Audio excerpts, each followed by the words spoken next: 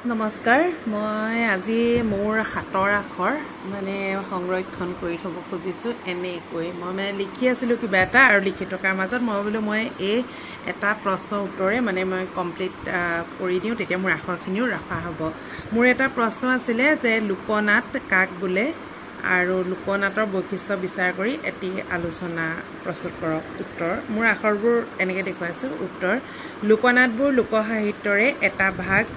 লোকসাহিত্যৰ অন্তৰ্গত গীত, নৃত্য গীত আৰু অভিনয় সম্পৰ্কীয় বিষয়খিনিক থোৰতে লোকনাট বুলি কোৱা হয় আৰু লোকসাহিত্যৰ আনবোৰ ভাগৰ দৰেই লোকনাটবোৰতো মৌখিক পৰম্পৰাত চলি থাকে। একোটা কাহিনীৰ আধাৰত আংশিকভাৱে সংলাপ, গীত, বাদ্য আৰু অংগী ভংগীৰ সহায়ত অভিনয়ৰ যোগেদি উপস্থাপন কৰা অসমৰ প্ৰাচীন থলুৱা অনুষ্ঠান ওজাপালি, পুতলা নাচ, ঢুলীয়া ভাৱৰীয়া আদিবোৰ নাট্য ৰীতিৰ উপকৰণেৰে বৈশিষ্ট্যপূৰ্ণ।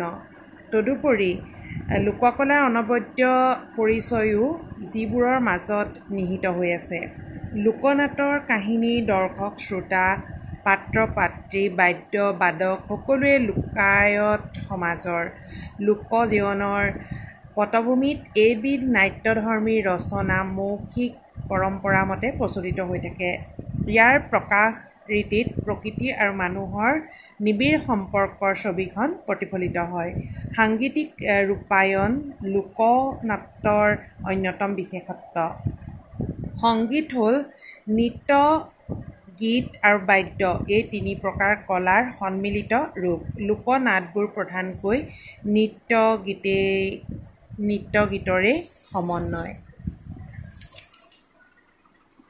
সংলাপতকৈ গীত নৃত্য ইয়াত ঠাই পাইছে। লোকসমাজত প্ৰচলিত ধৰ্মীয় অনুষ্ঠান আৰু উৎসৱ পাৰ্বণ আদিৰ লগত লোকনাটৰ সম্পৰ্ক অতি নিবিড়। সেয়েহে ইয়াৰ কাহিনী সাধাৰণতে ধৰ্ম প্ৰধান আৰু ধৰ্ম নিৰপেক্ষ দুই ধৰণৰ হয়। ধৰ্মীয় কাহিনীত কল্যাণকামী শক্তিৰ প্ৰতি আস্থা প্ৰকাশৰ যোগেদি অকল্যাণকাৰী শক্তিৰ বিনাশ প্ৰদৰ্শন কৰা হয়। ধৰ্ম নিৰপেক্ষ কাহিনীৰ উদ্দেশ্য মূলতঃ লোক সমাজক আনন্দ প্ৰদান কৰা। পুৰাণ, মহাকাব্য, লৌকিক দেৱী জনশ্ৰুতি, ইতিহাস, সামাজিক ঘটনা বা আন কোনো লঘু হাস্যোদ্দীপক ঘটনা বা কাহিনীক অৱলম্বন কৰি লোকনাট ৰচিত হ'ব পাৰে। এনে দৃষ্টিকোণৰ পৰা চালে সাধুকথা, জনশ্ৰুতি আদিবোৰকো লোকনাটৰ পৰিসীমাত ধৰিব পাৰি। লোকনাটবোৰ সাধাৰণতে ৰংগমঞ্চৰ পৰিৱৰ্তে খোলা ঠাইত জনসমাজৰ উপস্থিতিত পৰিৱেশিত হয়।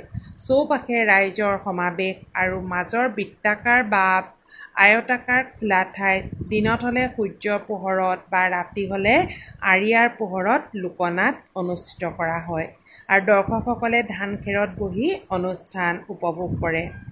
লোকনাটৰ ভাৱৰীয়াসকলে পৰিধান কৰা সাজ-সজ্জাবোৰ থলুৱাভাৱে নিজেই প্ৰস্তুত কৰি লয়। থৈলাৰ চোলা, কাঠৰ তৰোৱাল, বাঁহৰ ধনু, মৰাপাটৰ ঠাৰি, ধনুশৰ, মৰাপাট আৰু মেটেকাৰ শুকান শিপাৰ, দাৰি-চুলি, পিঠাগুৰি, হালধি, ছাই আদিৰ প্ৰসাধন ভাৱৰীয়াসকলে ব্যৱহাৰ কৰে। সাধাৰণতে পুৰুষেই মহিলাৰ ভাও দিয়াটো লোকনাটৰ প্ৰচলিত প্ৰথা। মই এটা আচলতে প্ৰশ্ন উত্তৰ লিখিছিলোঁ আৰু সেইটোৰ দ্বাৰাই মই আখৰবোৰ প্ৰতি হেৰিতে বেলেগ বেলেগ হৈ থাকে। এইকেইটা আখৰ বুলিয়ে নহয়, আকৌ বেলেগ বেলেগ ধৰণেও লিখিব পাৰোঁ, বেকাকেও লিখিব পাৰোঁ আৰু ইয়াতকৈ ভালো হয়। কিন্তু এয়া কি এফালে কিছুমানত মোবাইলটোও ধৰা হৈছে, এনেকৈ ধৰণে কৰিলোঁ। এয়া মোৰ আচলতে আখৰবোৰ ৰখাৰ এটা প্ৰচেষ্টা। ধন্যবাদ।